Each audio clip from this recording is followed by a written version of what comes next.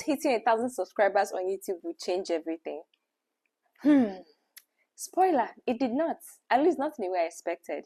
In this video, I'll share with you what actually changed, what did not change, and some unpopular truths about building a YouTube channel to 1,000 subscribers. Unfortunately, 90% of YouTube channels never reach the 1K subscriber mark. I'll be answering the top 5 questions I got asked after I hit the 1K subscribers. So, let's go. Do brands start reaching out at 1K? So for me, it was a yes. Brands started reaching out to me even before I got to the 1K mark. Actually, around like 800 subscribers, people started reaching out via email, pitching. And most of it was actually affiliate deals, no major deal per se. I also had a couple of people reach out to invite me to come speak at their panel sessions for remote working and freelancing, and I honored some of those invitations. But yes, it depends on your niche, one, and secondly, you wouldn't believe the second set of people that actually reached out to me. It was actually the video editors. If you're a freelance video editor watching this video, this is a hack. Look for channels that are about to hit the 1K mark and go hard on them. Trust me, there are so many people out there that need your help. I personally need help, and I'm going to hire someone like further down the line, of course. You might just be on your way to bagging a long-term client. Don't forget to say thank you when you land the gig.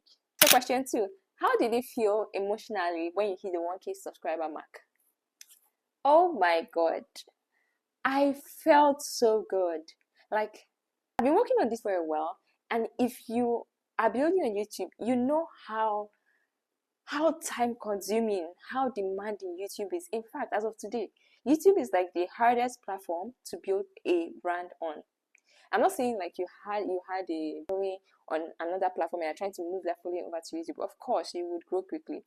But if you are starting from scratch, no following, online presence whatsoever, and you're starting from scratch on YouTube, it's not the easiest thing. I'll be honest with you. And it's also the easiest thing for me. So when I hit the 1K mark, I felt so good. It felt so validating. I even created a TikTok post sharing my struggles, and the post literally blew up. I'm going to set it somewhere here, but the post blew up. In fact, it's like the top performing post so far on my TikTok page. So question 3, can you start making money right away? No. I hate to burst your bubble, but no. 1K subscribers is just like a piece of the puzzle. You need to reach 4,000 watch hours in order to be monetized, in order to start benefiting from the YouTube AdSense program. Currently, I just hit the 1K mark. I'm still yet to hit the 4,000 watch hours. So please, like this video. Thank you. But again, that is just a part of the puzzle, right? There are other ways, there are a million ways to monetize your YouTube channel without even having to reach any of these milestones. You can go for brand deals if brands are opening to working with you, of course. You can do some affiliate deals. You can sell your own digital products, sell things that are helpful to your audience. And to celebrate 1K subscribers on this channel, I'm actually going to do a Q&A video. Yay! If you have your questions, just fill out the form. I'm going to set a form in the description. Fill out the form, whatever questions you have concerning YouTube, freelancing, remote working, about me, just any questions you want to know, just include that in the form and I'll get to it. I can't wait to film my first Q&A video. Like, question 4, is hitting the 1K mark overhyped, or is it a big deal? Girl, it's a huge deal. It is not overhyped at all, especially if you are building from scratch on YouTube. It's different if you had a following on another platform and you're trying to migrate to YouTube. Then some of your followers like come over just because they already know what you're about and they want to see more of you.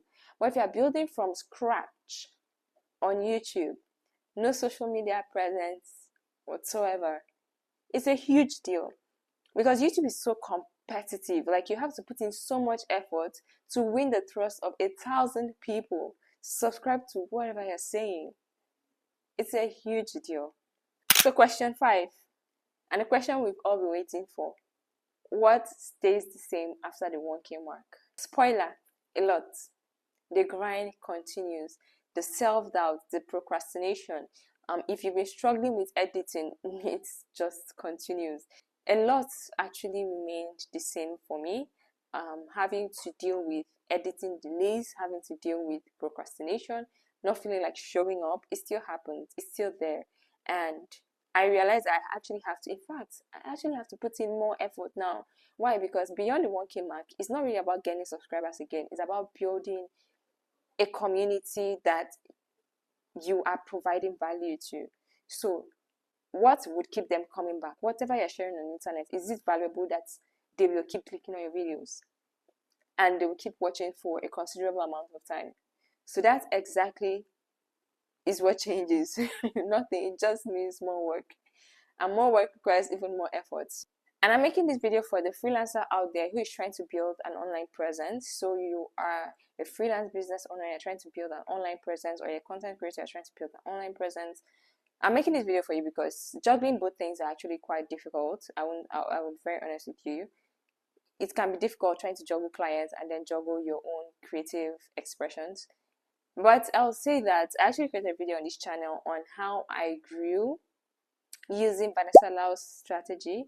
So you should go watch that video. I still believe you will find that helpful because it helped me so much, and I just had to create a video out of it. But consistency is key. I remember when I started this channel, actually that was like 2 years ago, I didn't really grow as much. In fact, half of my growth, like over 50% of my growth, came from the last 6 months, and I have been posting consistently for the last 6 months in 2025. So when they say consistency is key, yes, it's a cliche, but it's actually key. Over 50% of the growth I experienced on this channel was actually from the strategies I adopted from that video. So you should go watch that video if you're interested in building an online platform on YouTube as a freelancer. Okay? But if you have any questions for me, just let me know in the comments, or you can insert your questions in the Google form below. I will actually be filming a Q&A session, so I want to see your question. I want to answer them as well. And until then, I'll see you in my next video. Bye bye.